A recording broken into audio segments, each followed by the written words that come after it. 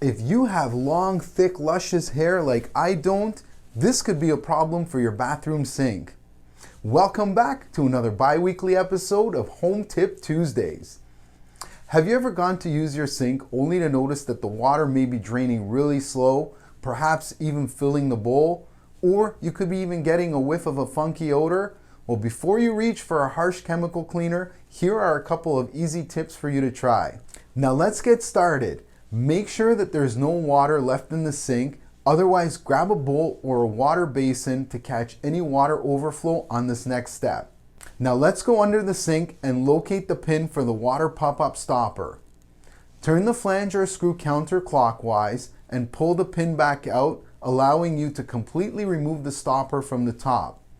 Once you've removed the stopper, put the pin back in and screw the flange tightly. Now that we've got the pin back in, it's time to go fishing. Grab a coat hanger and make a small hook at the end, or alternatively, you could use a long zip tie, cutting some notches on both sides.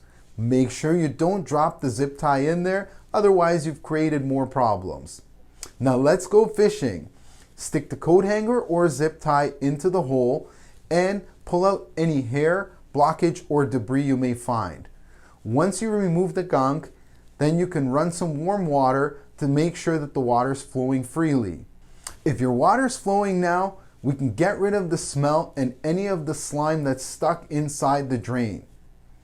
Grab a cup of baking soda and pour it into the hole. Let it sit for about 3 to 5 minutes. Grab about a cup of vinegar and slowly pour it into the hole. Let that sit for about 5 to 10 minutes and run some warm water for a couple minutes after that. Now it's time to put the stopper back in and finish the job. Undo the drop pin from underneath so that you can put the stopper back in. Make sure that you put the drop pin and connect it into the hole of the stopper. Otherwise, it won't be operational. Then, when you tighten up the flange, make sure it's snug. If it's too loose, you'll get a water leak.